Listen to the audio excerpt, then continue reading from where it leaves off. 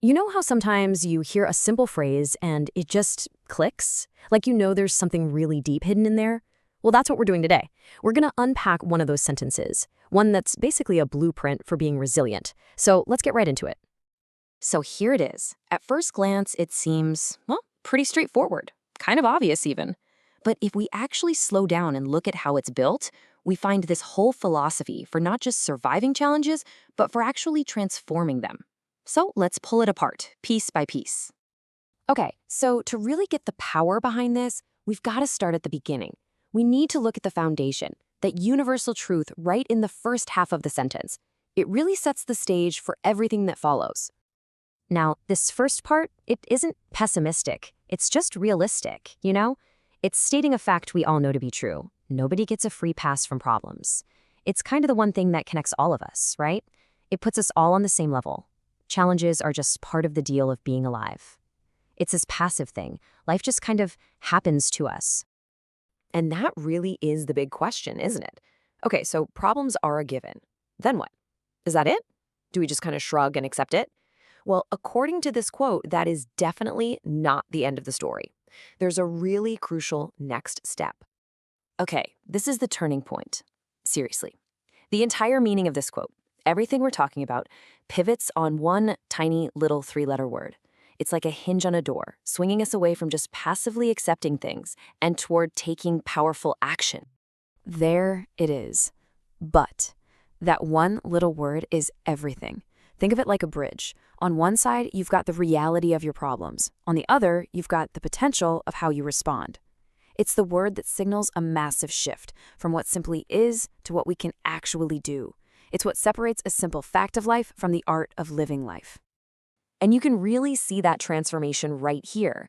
On one side, you have a passive statement, right? A state of being. Problems are a part of life. It just happens. But then after that but, the whole thing gets reframed into an act of living. Overcoming them is the art of life. It's not just about surviving or getting through it. It's about actively, consciously engaging with the problem. And that brings us to, honestly, the most powerful word in the whole sentence, art.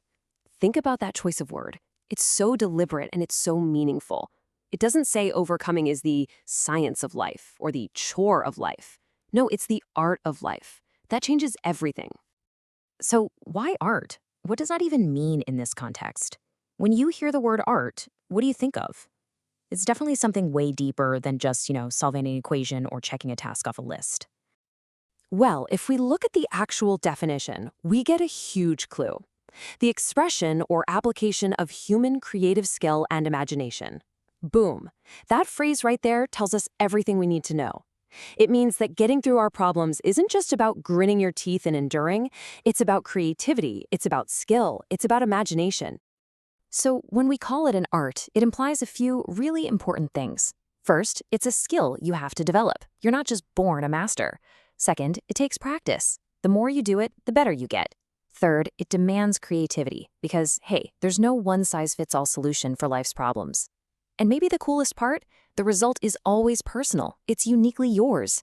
How you overcome your challenge, well, that becomes your masterpiece. We can actually break it down like a real creative process. So, step one, the canvas. That's just acknowledging the problem, seeing it clearly for what it is. Then step two, the brushstroke. This is where you engage with it. You try different things. You apply your skills. And finally, step three, the masterpiece. That's the new outcome you create. And, the new person you become because of it. All right, so this all sounds great in theory, but how do we actually apply this to our own lives? This is where we take this cool idea, this nice quote, and turn it into a mindset that you can actually use day to day. Really, it all boils down to one simple but huge shift in your perspective. A challenge stops being just a chore, something you have to slog through. Instead, it becomes a canvas.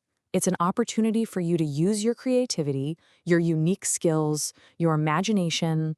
It's a chance for you to practice your art. So let's look at that quote one more time. Now that we've pulled it all apart, it hits different, doesn't it? It's not just some feel-good platitude anymore. It's more like an instruction manual. Step one, acknowledge the problem. Step two, engage with it creatively. And step three, make the outcome your own personal work of art. And that really just leaves us with one final thought to chew on. Look, the problems in our lives, those are a given. They're the canvases we're all handed. The only real question left is, what masterpiece are you going to create on yours?